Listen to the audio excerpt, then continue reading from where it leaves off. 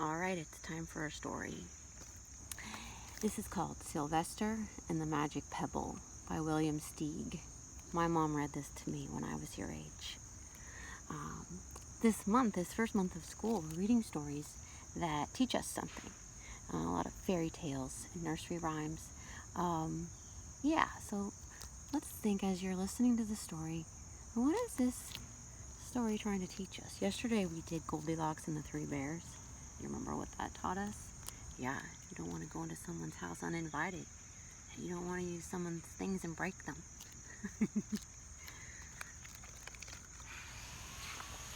Alright. Sylvester Duncan lived with his mother and father at Acorn Road in Oatsdale. One of his hobbies was collecting pebbles of unusual shape and color. Can you see the pebbles there on the table? In his jar. On a rainy Saturday during vacation, he found a quite extraordinary one. It was flaming red, shiny, and perfectly round, like a marble. As he was studying this remarkable pebble, he began to shiver, probably from excitement, and the rain felt cold on his back. "I wish it would stop raining," he said.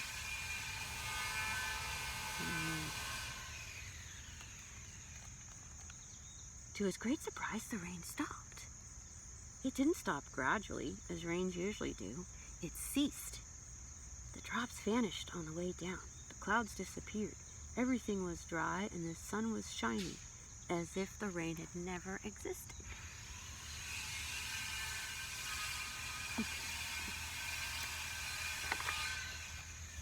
In all his young life, Sylvester had never had a wish gratified so quickly. It struck him that magic must be at work, and he guessed that the magic must be in the remarkable-looking red pebble, where indeed it was. To make a test, he put the pebble on the ground and said, "I wish it would rain again." Nothing happened. But when he said the same thing holding the pebble in his hoof, the sky turned black. There was lightning and a clap of thunder, and the rain came shooting down. "What a lucky day this is," thought Sylvester. "From now on, I can have anything I want. My father and mother can have anything they want. My relatives and my friends and anybody at all can have everything anybody wants." He wished the sunshine back in the sky, and he wished a wart on his left fetlock would disappear. And it did, and he started home, eager to amaze his father and mother with his magic pebble. He could hardly wait to see their faces. Maybe they wouldn't even believe him at first. As he was crossing Strawberry Hill, thinking of some of the many, many things he could wish for, he was startled to see a mean, hungry lion looking right at him from behind some tall grass. He was frightened. If he hadn't been so frightened, he could have made the lion disappear, or he could have wished himself safe at home with his father and mother. He could have wished the lion would turn into a butterfly or a daisy or a gnat. He could have wished many things, but he panicked and couldn't think carefully. "I wish I were a rock," he said, and he became a rock. The lion came bounding over and sniffed the rock 100 times, walked around and around it, and went away confused, perplexed, puzzled, and bewildered. "I saw that little donkey as clear as day. Maybe I'm going crazy," he muttered. And there was Sylvester, a rock on Strawberry Hill, with the magic pebble lying right beside him on the ground, and he was unable to pick it up. "Oh, I wish I were myself again," he thought, but nothing happened. He had to be touching the pebble to make the magic work, but there was nothing he could do about it. His thoughts began to race like mad. He was scared and worried. Being helpless, he felt hopeless. He imagined all the possibilities, and eventually he realized that his only chance of becoming himself again was for someone to find the red pebble and to wish that the rock next to it would be a donkey.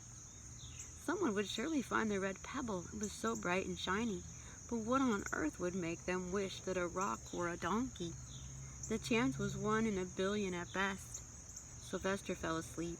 What else could he do? Night came with many stars. see all the stars.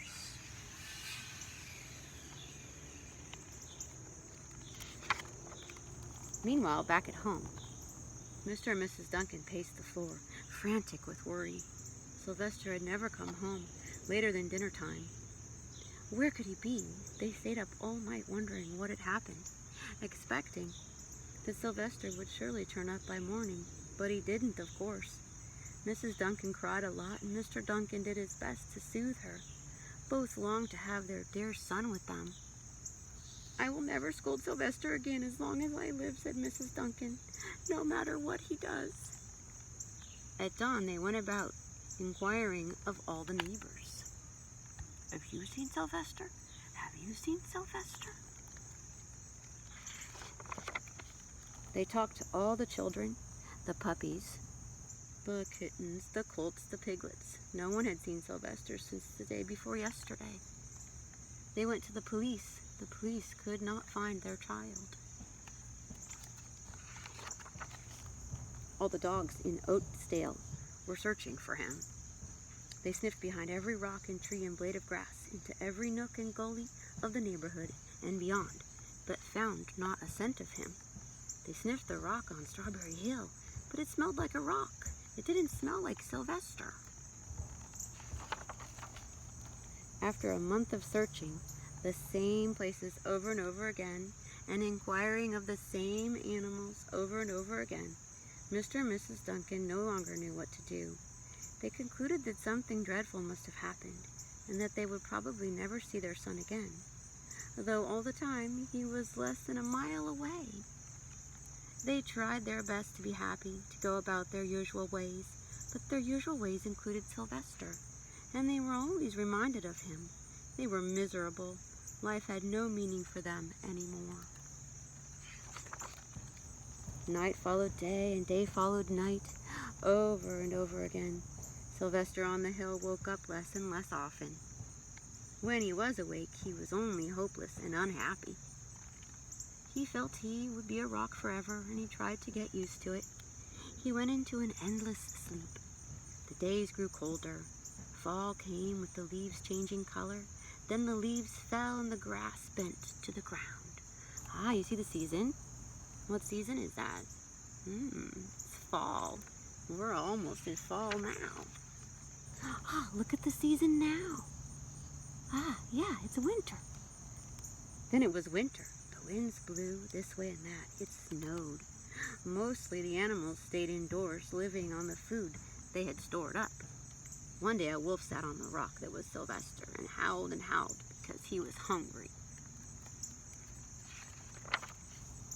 Then the snows melted. Now what season is it? After winter? It's spring. The earth warmed up in the spring sun and things budded. Leaves were on the trees again. Flowers showed their young faces. One day, in May, Mr. Duncan insisted that his wife go with him on a picnic. "Let's cheer up," he said. "Let us try to live again and be happy, even though Sylvester, our angel, is no longer with us." And they went to Strawberry Hill. Ooh. Mrs. Duncan sat down on the rock. The warmth of his own mother sitting on him woke Sylvester up from his deep winter sleep. How he wanted to shout, "Mother, Father, it's me, Sylvester, I'm right here." But he couldn't talk. He had no voice. He was stone dumb. What does that mean, stone dumb? That's another way of saying, we can't talk. Mr. Duncan walked aimlessly about while Mrs. Duncan set out the picnic food on the rock. Alfalfa sandwiches, pickled oats, sassafras salad, Timothy compote. Suddenly Mr. Duncan saw the red pebble. "What a fantastic pebble!" he exclaimed. Sylvester would have loved it for his collection, and he put the pebble on the rock. Oh, there it is. Oh my goodness. They sat down to eat. Sylvester was now as wide awake as a donkey that was a rock could possibly be. Mrs. Duncan felt some mysterious excitement. "You know, Father," she said suddenly. I have the strangest feeling that our dear Sylvester is still alive and not far away. I am, Sylvester wanted to shout, but he couldn't. If only he had realized that the pebble resting on his back was the magic pebble. Oh, how I wish he were here with us on this lovely May day, said Mrs. Duncan. Mr. Duncan looked sadly at the ground. Don't you wish it too, Father, she said, and he looked at her as if to say, how can you ask such a question? Mr. and Mrs. Duncan looked at each other with great sorrow. I wish I were myself again. I wish I were my real self again, thought Sylvester. And in less than an instant, he was. Oh, hooray! Oh, look at that happiness. The dad's doing a little dance. You can imagine the scene that followed. The embraces, the kisses, the questions, the answers, the loving looks, and the fond exclamations. When they had eventually calmed down a bit and had gotten home, Mr. Duncan put the magic pebble in an iron safe. Someday they might want to use it, but really for now, what more could they wish for? They all had all that they wanted. Oh, the end. All right, when you come back to class tomorrow, tell me what you think that story teaches us. All right, see you later. Bye.